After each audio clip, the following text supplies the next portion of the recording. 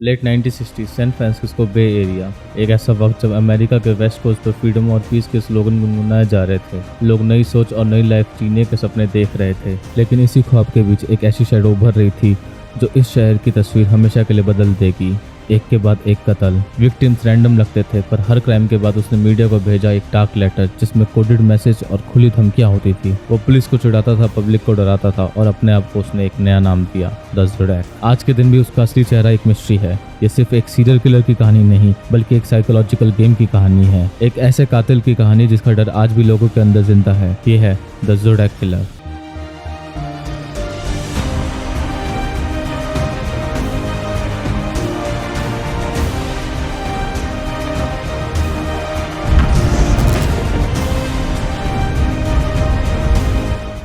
दिसंबर 1968 Benicia, California, lake Herman road, जो अपनी darkness और साइलेंस के लिए मशहूर थी। यहाँ ना कोई स्ट्रीट लाइट ना ट्रैफिक, सिर्फ बीच बीच में खामोशी भरी हवा।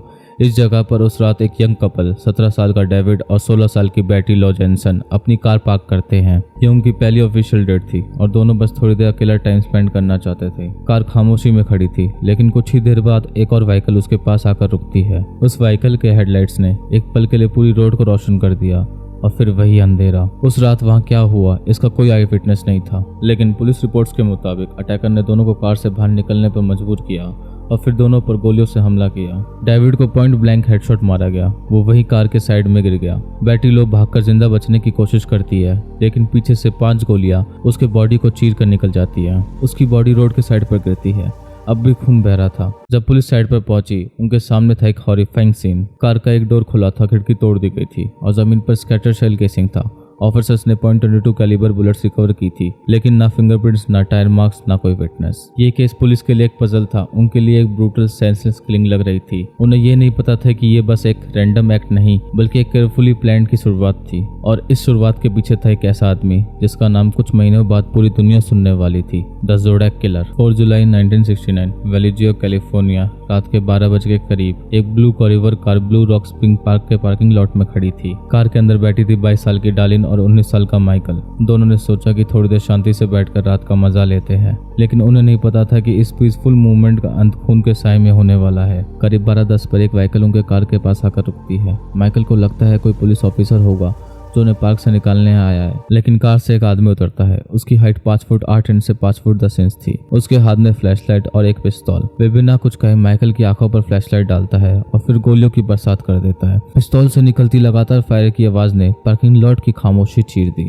डार्लिन को मल्टीपल गन शॉट लगते हैं और वो कार के अंदर ही गिर जाती है। माइकल भी जख्मी होता है, लेकिन वो समहाउ अपनी सीट पर खिसक कर बचने की कोशिश करता है। किलर कार के पास आता है, उनके ऊपर फ्लैशलाइट फिर से डालता है और फिर से फायरिंग करता है। ये डबल चेक था, एक कंफर्मेशन की उसके शिकार मर गए हैं। कुछ ही मिनट्स में किलर अपनी कार में बैठकर अंधेरे में गायब हो जाता है। डार्लिन को हॉस्पिटल ले जाया गया, लेकिन जख्मों की वजह से उसकी मौत हो गई। माइकल गोलियां लगने के बाद भी बच गया। उसने पुलिस को एक अनक्लियर डिस्क्रिप्शन दिया, एक white male, heavy build, round face. लेकिन सबसे शॉकिंग मूवमेंट अभी भी आना था। अटैक के करीब 40 मिनट बाद वेलिजियो पुलिस डिपार्टमेंट की फोन लाइन बजी। एक काम कोल्ड वॉइस ने कहा, I want to report a double murder.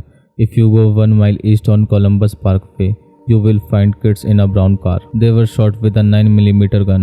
I also killed those kids last year. Goodbye. Call trace की गई और पाया गया कि वो एक पब्लिक फोन बोथ से की गई थी, पुलिस स्टेशन से कुछ माइल्स दूर। अब मिस्ट्री और गहरी हो गई थी। लेक हरमन रोड का मर्डर दोबारा लौट आया था। 27 सितंबर 1969 नापा काउंटी, कैलिफोर्निया, दोपहर का समय। लेक बेरिसा के पास कॉलेज स्टूडेंट ब्रियान और कैलिसिया ने डिसाइड किया कि वो यहाँ एक शांत आफ्टरनून स्पेंड करेंगे। दोनों वहाँ बैठे हुए थे, बुक्स पढ़ रहे थे, बातें कर रहे थे। उन्हें लग रहा था कि वो शहर के शोर शराबे से दूर एक सेफ जगह पर है, लेकिन ये सुकून सिर्फ कुछ ही पलों का मेहमान था। 6 बजे के आसपास कैसिलिया ने देखा कि एक आदमी उनकी तरफ आ रहा है। उसके हाथ में गन थी और उसका चेहरा एक टेरिफाइंग ब्लैक हुड से ढका हुआ था। हुड के सामने 2 वाइट कटआउट आई होल्स बने हुए थे, बिल्कुल हैंगमैन जैसे लोग। उसके चेस्ट पर एक बड़ा circle with crosshair symbol बना हुआ था, वही सिंबल जो लेटेस्ट में आता था। स्ट्रेंजर उनके सामने खड़ा हुआ और बोला कि वो एक एस्केप कन्विक्ट है जिसे खाना और पैसा चाहिए। उसने कहा कि उसकी गाड़ी छिपी हुई है, उसे मैक्सिको भागना है। ब्रियान और कैसिलिया ने सोचा शायद वो सच बोल रहा है, इसलिए वो शांत रहे, लेकिन उसके बाद उसने कहा कि वो अपने हाथ पीछे कर ले। ब्रायन और कैसिलिया ने सोचा शायद ये एक रॉबरी है। उसने उनके हाथ और पैर प्लास्टिक क्लॉथ लाइन से बांध दिए। ब्रायन ने ये सब कामली फॉलो किया, लेकिन कैसिलिया की आंखों में डर क्लियरली दिख रहा था। फिर बिना वार्निंग उसने अपनी छुरी निकाली और कैसिलिया के बैक में बार बार मारी। वो बहुत चिल्लाई। उसके बाद ब्रायन पर भी मल्टीपल स्टेप वाउंड्स किए गए। ब्लड घास पर फैल गया और दोनों हेल्पलेस थे, जमीन पर पड़े हुए। लेकिन यह हॉरर खत्म नहीं हुआ। किलर वहां से जाने से पहले ब्रियान की कार के डोर पर एक चिलिंग मैसेज लिखता है। उसने ब्लैक मार्कर से लिखा, वेलिजो 12/20/68 7/4/69 सितंबर 27/69 6:30 बाय नाइफ। यह सिर्फ एक कन्फेशन नहीं था, ये एक सिग्नेचर था, एक स्कोरबोर्ड जिसमें उसने अपने पहले के मर्डर्स भी नोट किए और नीचे अपना सिंबल बनाया, एक क्रॉस शेयर सर्कल। जब पैसर्स बाय ने उन्हें देखा और पुलिस को बुलाया, कैसिलिया अभी भी जिंदा थी लेकिन एक्सट्रीमली क्रिटिकल कंडीशन में। ग्रैम मल्टीपल स्टेप वाउंड्स के बावजूद सर्वाइव कर गया, लेकिन कैसिलिया अगले दिन हॉस्पिटल में मर गई। अटैक के करीब 1 घंटे बाद नापा पुलिस स्टेशन की फोन लाइन बजी। एक काम इमोशनलेस वॉइस बोली, I want to report a murder. No, a double murder. They are 2 miles north of park headquarter. They were in a white Volkswagen Karmann Ghia. I am the one who did it. Phone trace किया गया। ये call एक पे phone booth से आई थी जो नापा police station से सिर्फ कुछ माइल्स दूर थी। ये सिर्फ एक कत्ल नहीं था, ये एक स्टैक परफॉर्मेंस था जिसमें कातिल ने अपना नाम, अपना सिंबल और अपना स्टाइल दुनिया के सामने ऑफिशियली डिक्लेयर कर दिया। 11 अक्टूबर 1969 सैन फ्रांसिस्को, सैटरडे नाइट। एक भीड़ भाड़ वाला शहर प्रेसिडियो हाइट्स के रेसिडेंशियल एरिया में एक टैक्सी चल रही थी। उस टैक्सी का ड्राइवर था पॉल स्टाइन, 29 साल का एक हार्डवर्किंग आदमी। उस रात उसने एक पैसेंजर उठाया, एक नॉर्मल लुकिंग व्हाइट आदमी जो वॉशिंगटन स्ट्रीट पर ड्रॉप जाता था। टैक्सी सीधा उस जगह पर रुकती है जहां स्ट्रीट लाइट चल रही थी, घरों की विंडो में लैंप्स की रोशनी आ रही थी और शहर बिल्कुल एक्टिव था। किसी को अंदाजा नहीं था कि यहाँ एक और कत्ल होने वाला है। पॉल स्टाइन ने मीटर बंद किया, फिर लेने के लिए मुड़ता है और तभी उस पैसेंजर ने उसके सर पे पॉइंट ब्लैंक रेंज से गोली मार दी। गोलियों की आवाज के बावजूद एरिया में किसी ने उस पर ध्यान नहीं दिया। लेकिन सबसे डिस्टर्बिंग मूवमेंट उसके बाद आया। किलर ने कामली पॉल की बॉडी को एक साइड खिसकाया और उसकी शर्ट का एक टुकड़ा छुरी से काट कर अपने साथ रख लिया। ये सब कुछ एक बिजी नेबरहुड के बीच में हो रहा था और शॉकिंगली एक स्कूल बस वहां से जा रही थी। स्कूल के बच्चों ने अपनी खिड़की से पूरा सीन देख लिया। उन्होंने तुरंत पुलिस को कॉल किया। जब पुलिस ने डिस्क्रिप्शन सर्कुलेट किया, एक ऑफिसर ने एक्चुअली एक सफेद आदमी को रोड पर कामली वॉक करते देखा। डार्क क्लॉथ में बिल्कुल नॉर्मल तरीके से चल रहा था, लेकिन रेडियो ब्रॉडकास्ट में एक गलती हो गई। सस्पेक्ट को ब्लैक आदमी डिस्क्राइब किया गया, इसलिए ऑफिसर ने उसे इग्नोर कर दिया और वो आदमी शहर के भीड़ में गायब हो गया। कुछ दिन बाद सैन फ्रांसिस्को क्रॉनिकल को एक और लेटर आया।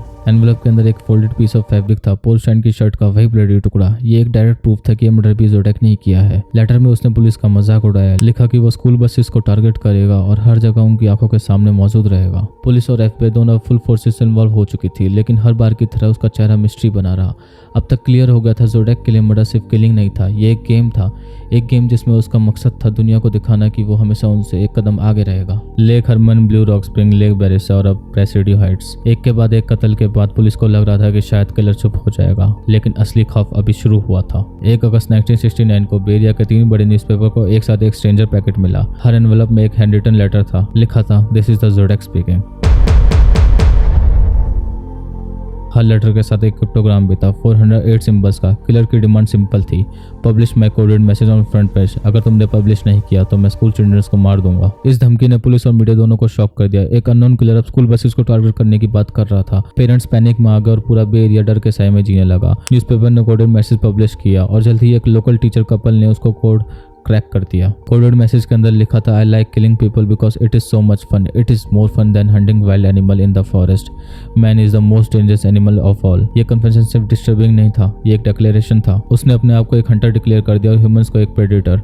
लेकिन सबसे शॉकिंग पार्ट था, कोडेड मैसेज में उसका नाम नहीं था। उसने बस लिखा था, माय नेम इज डैश, और उसके बाद सिर्फ रैंडम सिंबल्स। नाम मिस्ट्री बन गया। अगले कुछ महीनों में एक के बाद एक लेटर्स आने लगे। कभी उसने बम का डायग्राम भेजा, कभी लिखा कि वो स्कूल बसेस के टायर पे गोली मारेगा और फिर बच्चों को पिक करेगा। हर लाइन के नीचे एक ही सिंबल होता था, एक सर्कल के अंदर क्रॉस शेयर। ये अब उसका सिग्नेचर बन चुका था। लेटर्स में वो बार बार पुलिस का मजाक उड़ाता। एक बार उसने लिखा, San Francisco police are the most useless. They could have caught me last night if they had searched the park properly. Police को लगता था वो उनकी हर मूव को देख रहा है, उसकी आंखें उनके आसपास ही है। उसके लेटर में एक और डिस्टर्बिंग पैटर्न था। वो अपने मर्डर्स का एक स्कोर बोर्ड बनाता था। हर लेटर में लिखा होता, me equal to 10, SFPD equal to 0। हर एक सेंटेंस पब्लिक और पुलिस दोनों के लिए चैलेंज बन जाता। ये सिर्फ एक किलर नहीं था, ये एक मास्टर मैनिपुलेटर था जो अपने खौफ को मीडिया के जरिए हर घर तक पहुंचा रहा था। ज़ोडेक के कत्ल, उसके लेटर, उसके कोडेड मैसेज, सब ने पुलिस और एफबीआई को फुल फोर्सेस में इन्वॉल्व कर दिया। Dozen of officers, 100 of hours और हजारों टिप्स इन्वेस्टिगेट किए गए। लेकिन सबसे बड़ा सवाल एक ही था, ज़ोडेक कौन था? पुलिस के पास सबसे पहला स्ट्रॉन्ग सस्पेक्ट था आर्थर लेग एलन। एलन एक स्कूल टीचर था जो वेलिजो एरिया में रहता था। उसका बैकग्राउंड डिस्टर्बिंग था। उसने बच्चों के साथ इनएप्रोप्रिएट बिहेवियर करने के लिए जेल भी काटी थी। सबसे शॉकिंग बात, उसके पास एक रिस्ट वॉच थी जिसमें वही कॉशर सिंबल बना था और उस ब्रांड का नाम था जोडेक। जब इन्वेस्टिगेटर्स ने उसके घर की तलाशी ली, उन्हें डिस्टर्बिंग बुक्स और वेपन्स मिले।